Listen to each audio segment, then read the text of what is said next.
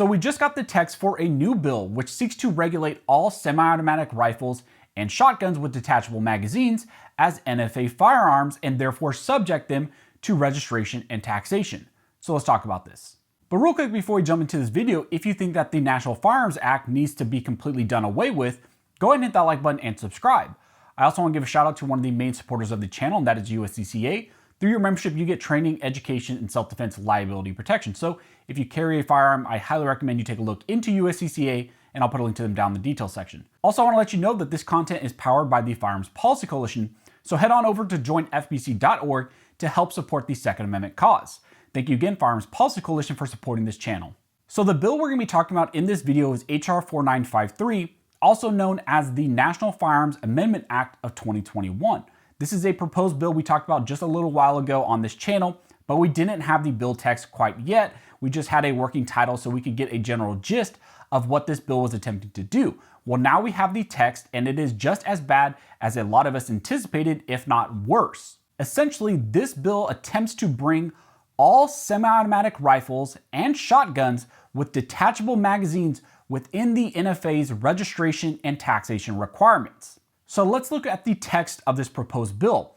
Under the Section 2 heading, it states that semi-automatic rifle with the capacity to accept detachable magazine treated as firearm under the National Firearms Act. It then goes on to say, in general, Section 584A of the Internal Revenue Code 1986 is going to be amended to add in some new language. That new language that's going to be added in is a new subsection 9, and it says, and a semi-automatic rifle or shotgun that has the capacity to accept a detachable ammunition feeding device. So the reason why this is important is because by adding in this new language in what the definition of what a firearm is, this section where it defines what a firearm is then plays on other sections where other sections say that anything that's defined in this section as a firearm is therefore subject in one section to registration requirements, and then under another section is subject to taxation. So for example, under Section 5841, it states that anything that is defined in this section as a firearm is therefore subject to registration under that Section 5841.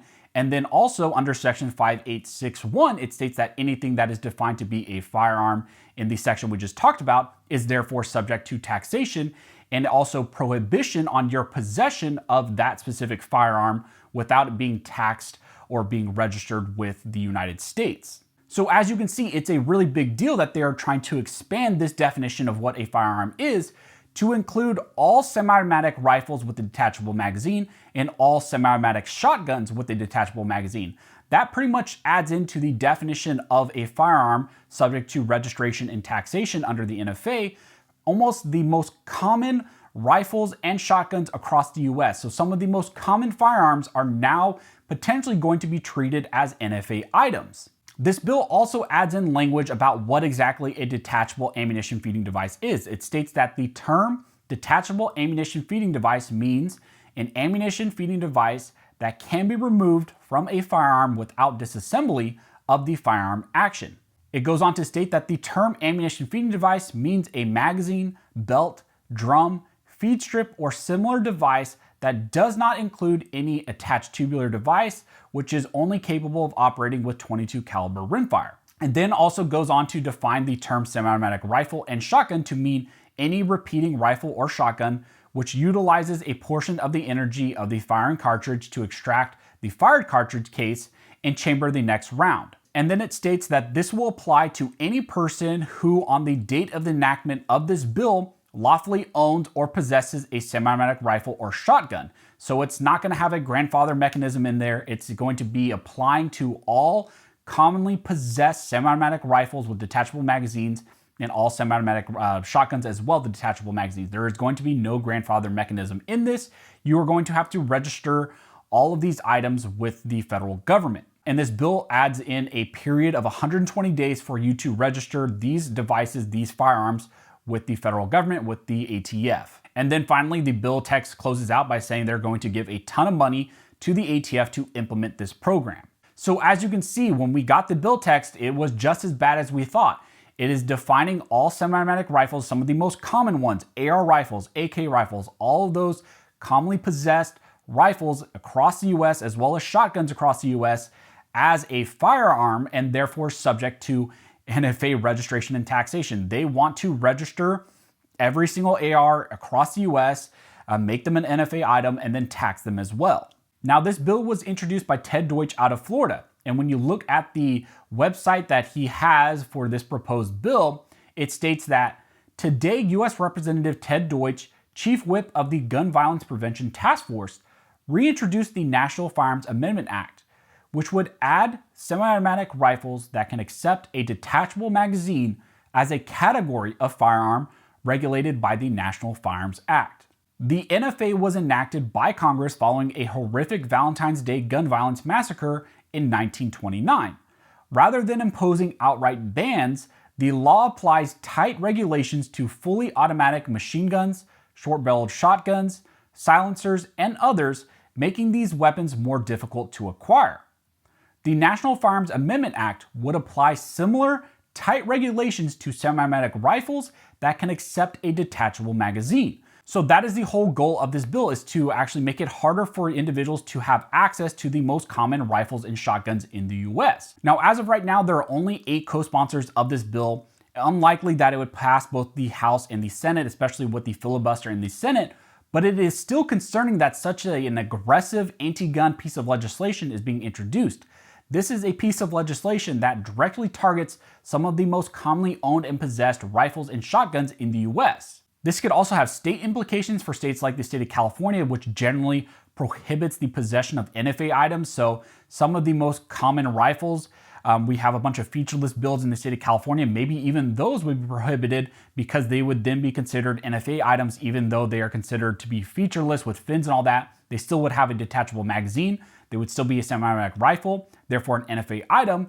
And the state of California doesn't let you have NFA items. And then what could also happen is that maybe you would see a nationwide growth of fixed mag builds, fixed mag rifles, which we also see in the state of California to get around the ban on so-called assault weapons.